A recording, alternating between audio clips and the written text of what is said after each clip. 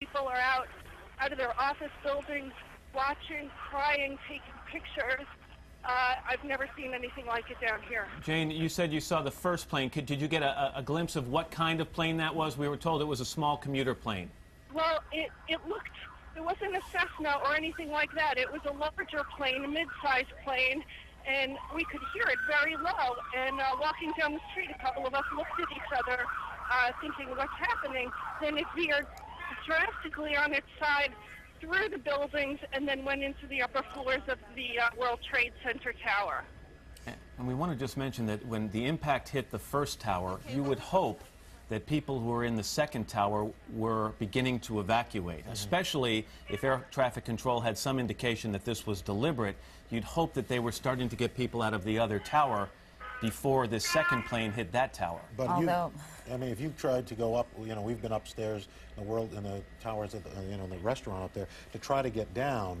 I mean, the elevators would have been jammed, no question, but if there was an indication that this was deliberate in the first case, you'd hope that they would immediately begin evacuation in the second tower. We've got another eyewitness that we'd like to speak with. Dan Dietrich is on the phone. Dan, tell me where you are and what you're seeing or what you saw.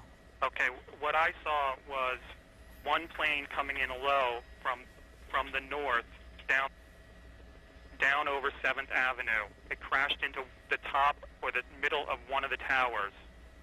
10 minutes later, I saw another plane crash into the other side of the tower at a lower level. It looked to be a small, commercial plane, the first plane that I saw. It crashed into the top of the tower, and there was a huge fireball, and there was a gaping hole in the side of the tower. As we were waiting outside and looking at it, another plane came in low, I believe from the other side, and hit the middle of the other tower. So I saw both planes, two separate planes, crash into each tower. And Dan, and again, the size of the planes, tell me about that. I would say that the plane was a mid-size, looked to be a commercial airline. I don't know. I thought perhaps, a commercial airline, a mid-size, not a jumbo jet. This, of course, is unconfirmed, but we are getting information from an employee of United Airlines. And again, we want to emphasize this is unconfirmed, but there is speculation that an American Airlines plane was hijacked and crashed on purpose into the World Trade Center, and that the second plane was another plane, perhaps hijacked, was then flown in to the second tower. Dan, tell me about people on the ground. Are you at a vantage point where you can see what's happening on the ground? I'm farther up in the West Village. I'm not on the ground near the base of the towers. Where were you when it actually happened? I was walking down 7th Avenue south at about Charles Street, which is about 15 or 20 blocks north of the towers. Well, obviously, this was a shocking thing for you to witness on this Tuesday morning, where some wires just came out and said in 1945, an Army Air Corps B-25, a twin-engine bomber, crashed into the 79th floor of the Empire State Building. That occurred in dense fog. This was a crystal clear day in Manhattan. So it is completely unclear how there would be any kind of problems with visibility. Dan, thank you so much for talking with us. Hopefully you can stay on the phone and we can check back in with you at another point in time. We really appreciate it. You're welcome. We want to also remind people that the World Trade Center bombing that took place on February 26th back in 1993, the product of a terrorist attack, the result of a terrorist attack that killed 6 people and injured more than 1,000. Of course, that happened on a Friday afternoon. I think, Matt, you and Al were working that day. We were. I know I was at home in Virginia watching it in disbelief, and now it feels a bit like deja vu. But, of course, this is so much more bizarre. Yeah, no question. And you keep in mind that killed 6 people, injured 1,000, and the explosion happened in a garage in the basement. This was a direct hit on the midsection or upper section of the tower, so the potential for injuries and death much larger. Of course, also some people on the planes. Yeah, that's right. Exactly. If they were hijacked and they were en route to a different destination, of course, this story continues to unfold. Bob Kerr joins us now. Bob, where are you and what can you tell us? Katie, good morning. I'm on the north lawn at the White House, and the first thing we looked for here in light of what's happened is whether there is any unusual activity out here, whether there's an unusual police or Secret Service presence, people on the roof, that sort of thing. We don't see that as we speak. I did try to call the National Security Office here. As you know, the president is out of town. He is in Florida. We're told he has been informed of this. I can tell you that the White House National Security staff that remains here is in a senior level meeting, and we're hoping to hear from them as soon as possible. But Katie, the reaction here to the pictures you're seeing and to the initial pictures when they came up, even in what's called the lower press office here at the White House, was one of shock. I mean, people are just standing around television monitors looking at this. And when I say people, I don't mean just the reporters. I mean the people who are actually in the office who work here at the White House. So very little information is coming out of the White House at this juncture, but needless to say, if the speculation is true about some kind of terrorist event, this will be a major, major crisis for the Bush administration. Jim Miklaszewski is at the Pentagon now. Mick, are you hearing any more information from there? Well, according to U.S. intelligence officials, Katie, there appeared, at least to their knowledge, to be no specific threat involving hijacking airliners or any attacks on buildings in the New York area. U.S. intelligence officials report this morning that there are, they constantly are hearing about threats, possible terrorist threats against American targets worldwide. But as far as they know this morning, they had no early indications that anything of this nature could have occurred. Pentagon officials are already calling this a terrorist attack.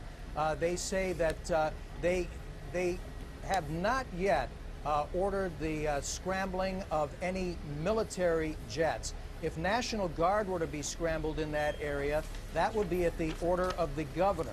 Now, of course, the president does have the authority to scramble American military forces in defense, but there's a problem here.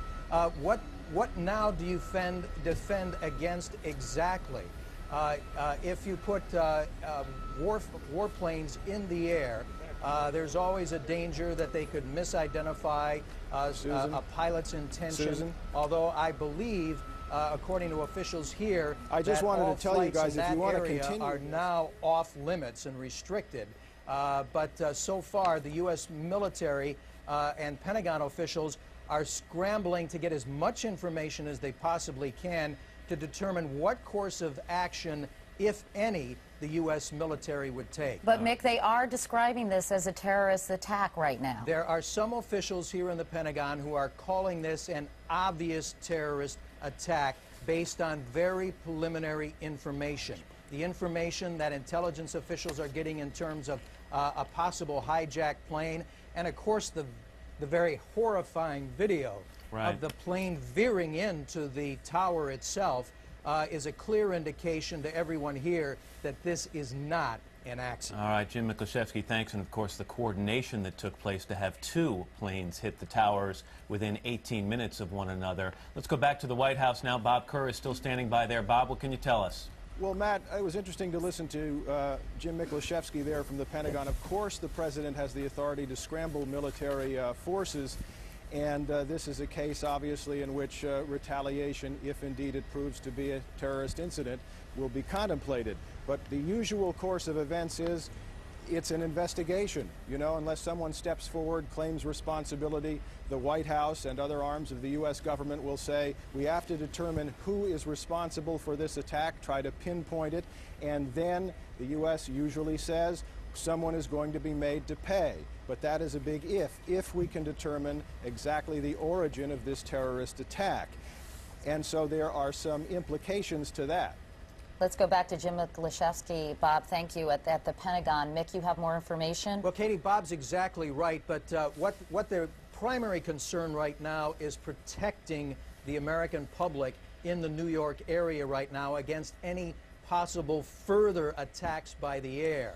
They have no indications there will be, but there is some concern that since this appeared to be such a highly coordinated attack, that there may be other terrorist attacks that could be planned either in New York or elsewhere. This is absolutely the worst-case scenario for the counter-terrorist planners because apparently, according to intelligence officials, there were no firm indications prior to this that anything like this could have happened. But in terms of scrambling the U.S. military, it would be for protection for the time being and not necessarily even thinking right now about any kind of retaliation.